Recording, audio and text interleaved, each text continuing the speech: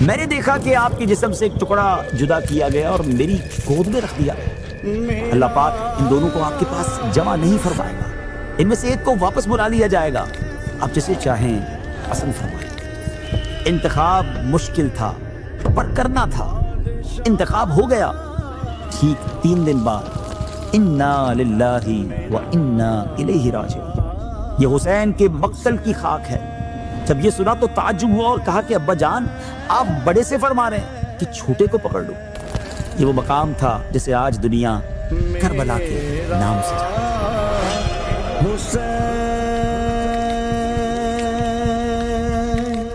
السلام علیکم ورحمۃ اللہ وبرکاتہ۔ ناظرین، ہر سال جب بھی محرم شریف کا چاند نظر آتا ہے تو صرف ایک نیا مہینہ ہی شروع نہیں ہوتا، بلکہ امت مسلمہ کے دلوں میں ایک عظیم قربانی کی یاد بھی تازہ ہو جاتی ہے۔ عقیدت و احترام سے دل بھر جاتے ہیں اور ذہن کربلا کے اس تپتے ہوئے میدان کی طرف متوجہ ہوتا ہے جہاں تاریخ انسانی کا بہت بڑا واقعہ پیش آیا۔ یہ وہ مہینہ ہے جس میں نبی پاک علیہ السلام کے نواسے، جگر گوشہ بطول، امام عالی مقام حضرت امام حسین رضی اللہ تعالیٰ عنہ نے اپنے اہل بیت اور جانثار ساتھیوں کے ساتھ حق کی خاطر وہ ابدی فتح حاصل کی کہ قیامت تک باطل کے ایوان لرزتے رہیں گے اور حق کا پرچم لہراتا رہے گا۔ محرم کا چاند نظر آتے ہی مدینے والے کے پیارے لاڈلے یاد آتے ہیں، وہی پیارے حسین جنہیں نبی پاک علیہ السلام سینے سے لگاتے تھے اور جن کے بارے میں یہاں تک فرمایا حسین مجھ سے ہیں اور میں حسین سے ہوں۔ مگر افسوس اسی جسم کے ٹکڑے کو کربلا کی تپتی ریت پر 3 دن کا پیاسا شہید کر دیا گیا۔ انمول ہے جہاں میں شہادت حسین کی۔ محرم ہمیں صبر، وفا اور قربانی کا درس دیتا ہے کہ حق کی خاطر سر کٹایا تو جا سکتا ہے مگر باطل کے سامنے جھکایا نہیں جا سکتا۔ ناظرین، آج سے ہم اسی قربانی، اسی صبر اور اسی عظیم داستان وفا کو ڈیٹیل کے ساتھ سننے جا رہے ہیں۔ ایک ایسی داستان جسے سن کر دل تڑپ اٹھتے ہیں، آنکھیں اشکبار ہو جاتی ہیں اور روح کانپ جاتی ہے۔ یہ صرف ہسٹری کا ایک واقعہ نہیں بلکہ حق اور باطل کے درمیان وہ مارکا ہے جسے جتنا سنا جائے دل اتنا ہی بے چین ہو جاتا ہے۔ ناظرین، آج سے شروع کرتے ہیں ویب سیریز جس کا نام ہے داستان کربلا۔ حضرت عباس رضی اللہ تعالیٰ عنہ کی زوجہ حضرت ام الفضل بنت حارث رضی اللہ تعالیٰ عنہ نہایت پریشانی کی حالت میں بارگاہ رسالت صلی اللہ علیہ وسلم میں حاضر ہوتی ہیں اور عرض کرتی ہیں، یا رسول اللہ صلی اللہ تعالیٰ علیہ وسلم، آج میں نے ایک ایسا خواب دیکھا ہے جس نے مجھے بے چین کر دیا ہے۔ نبی پاک علیہ السلام نے نہایت شفقت سے فرمایا، بتاؤ کیا دیکھا؟ حضرت ام الفضل رضی اللہ تعالیٰ عنہ عرض کرتی ہیں، یا رسول اللہ علیہ السلام، خواب بہت سخت ہے، مجھ میں اسے بیان کرنے کی ہمت نہیں۔ نبی پاک علیہ السلام دوبارہ فرماتے ہیں تو عرض کرتی ہیں، میں نے دیکھا کہ آپ کے جسم مبارک سے ایک ٹکڑا جدا کیا گیا اور میری گود میں رکھ دیا گیا ہے۔ ناظرین، یہ الفاظ سن کر کسی کا بھی دل کانپ جائے، مگر رحمت للعالمین علیہ السلام نے مسکرا کر فرمایا، تم نے بہت اچھا خواب دیکھا ہے، انشاءاللہ فاطمہ کے ہاں ایک بیٹا پیدا ہوگا اور وہ تمہاری گود میں دیا جائے گا رضی اللہ تعالی عنہ۔ اس واقعے کے کچھ ہی عرصے بعد مدینہ منورہ کی فضاؤں میں خوشی اتر آئی، جنت کے پھول کی آمد ہوئی اور امام عالی مقام حضرت امام حسین رضی اللہ تعالیٰ عنہ اس دنیا میں تشریف لے آئے۔ پھر حضرت ام الفضل رضی اللہ تعالیٰ عنہ کی گود میں دیے گئے، یوں وہ خواب حقیقت بن گیا۔ ویورز، حضرت امام حسین رضی اللہ تعالیٰ عنہ کی ولادت سن 5 ہجری شعبان المعظم کے مہینے میں مدینہ طیبہ میں ہوئی۔ نبی کریم علیہ السلام نے آپ کے کان میں اذان دی اور اپنے لعاب دہن سے آپ کے منہ کو معطر فرمایا۔ 7ویں دن آپ کا نام حسین رکھا گیا اور عقیقہ فرمایا گیا۔ نبی پاک علیہ السلام نے ارشاد فرمایا، حضرت ہارون علیہ السلام نے اپنے بیٹوں کے نام شبر و شبیر رکھے تھے اور میں نے انہی کے نام پر اپنے بیٹوں کے نام حسن اور حسین رکھے ہیں۔ سریانی زبان میں یعنی سیریا کے لینگویج میں شبیر و شبر اور عربی زبان میں حسن و حسین ایک ہی معنی رکھتے ہیں۔ پھر آقا علیہ السلام نے یہ بھی فرمایا، حسن اور حسین جنتی ناموں میں سے 2 نام ہیں۔ زمانہ جاہلیت میں عرب ان ناموں سے واقف نہ تھے، یعنی یہ ایسے یونیک نام تھے کہ دنیا میں سب سے پہلے اگر کسی کے رکھے گئے تو حضرت امام حسن اور امام حسین ہیں۔ آپ کی فضائل میں بے شمار احادیث مبارکہ بیان ہوئی۔ نبی کریم علیہ السلام نے فرمایا، حسین مجھ سے ہیں اور میں حسین سے ہوں۔ ایک مرتبہ میرے آقا علیہ السلام مسجد میں تشریف لا اور فرمایا، میرا چھوٹا بچہ کہاں ہے؟ اتنے میں ننھے امام حسین رضی اللہ تعالیٰ عنہ دوڑتے ہوئے آئے، پیارے آقا علیہ الصلوۃ والسلام کی گود میں بیٹھ گئے۔ آقا علیہ الصلوۃ والسلام نے پیار سے انہیں چوما، اپنے سینے سے لگایا اور دعا فرمائی، اے اللہ میں حسین سے محبت کرتا ہوں، تو بھی حسین سے محبت فرما اور اس سے بھی محبت فرما جو حسین سے محبت کرے۔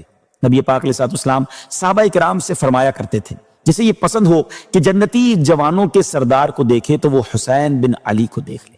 آقا علیہ الصلوۃ والسلام حسنین کریمین کو پھولوں کی طرح سونگتے تھے، اپنے سینہ مبارکہ سے لپٹاتے تھے، ان کے چہروں کو دیکھ کر خوش ہوتے تھے۔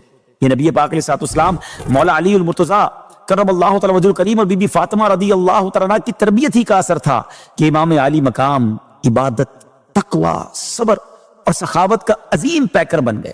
آپ رضی اللہ تعالیٰ عنہ نے تقریباً 25 حج پیدل عطا فرمائے، جی ہاں 25 حج پیدل ادا فرمائے، اور روزانہ صدقہ و خیرات، عبادت اور نیکیاں آپ کی زندگی کا اہم پارٹ تھی۔ آپ کو نماز سے ایسی محبت تھی کہ میدان کربلا میں بھی نماز نہ چھوڑی۔